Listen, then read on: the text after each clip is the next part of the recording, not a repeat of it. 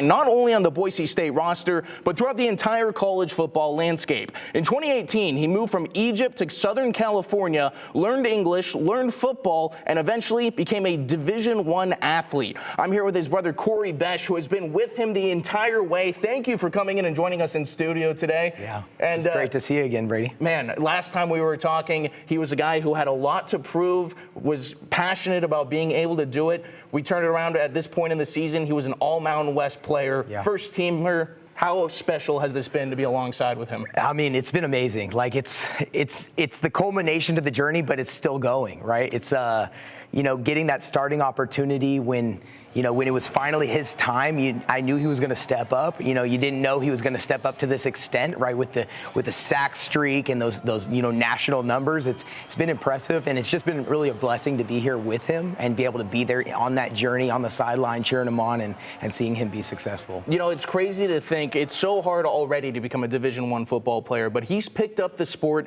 in a couple of years and even had to deal with COVID and things like that as he continued to hone his craft and try to get looks. What were your favorite memories training him through that back at your days in Anaheim, California? What people don't realize is Loera High School was one of the smallest no-name programs in the lowest division in Southern California. So you didn't really have a comparison stick, right? Anything to compare it. So some of the funnier things are like having him practice against trash cans because there's not a single guy on the roster who can step up to him, right? So even his development at the young age wasn't really, honed in, and he was always looking for accomplishments of blue stars after practice, right? So he could feel the sense of accomplishment, and yeah, like he had a pick six in one of the biggest upset games in the CIF playoffs, and that was really cool for him. I remember screaming like a little kid, man, because I couldn't believe that my brother scored a touchdown, and that was only the beginning of things to come. So when you talk to Ahmed's teammates or just see him out on the field, he's so relentless, he's so passionate. He'll do anything for his guys, and he'll do anything to get the job done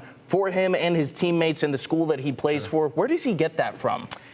That hunger, I think, is something that all the great athletes have, right? And it oftentimes it comes from unconventional, things, right? Like sometimes it's a hard upbringing, sometimes it's, challenges that they faced or adversity that they've been through. And I think something unique to my brother is because he didn't get to play the game growing up, because it wasn't given to him. So many of us take it for granted, right? I as a coach, I'm always telling my players, like, hey, this is an opportunity that's going to be going away at some point. With no idea that this was the trajectory of his life, to then seeing what it could be, he didn't take it for granted, right? Hit that taking advantage of every opportunity to be a better person, to be a better player, to reach his goals, which are lofty but attainable, right? And he sees that he's getting closer. I think that just is encouraging him more and more, and it translates well to life. It translates well, especially to being a defensive end, right? Because if you can't be blocked for too long, right? And you get to the quarterback, and so I mean he's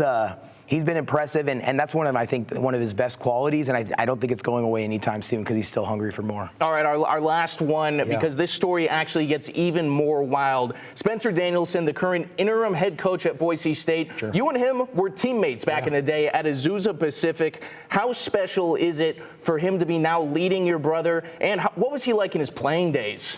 Yeah, I mean, Spencer is a dog. Like I'm the biggest Spencer proponent. I mean, I love the guy. He's an amazing man. Like my brother stands on the table for him. He stood on the table for my brother, and I would do the same thing for Spencer. He's part of the reason why, Ahmed came to this school, because I knew that he was the type of man to lead my brother and help him develop, not just on the field but off.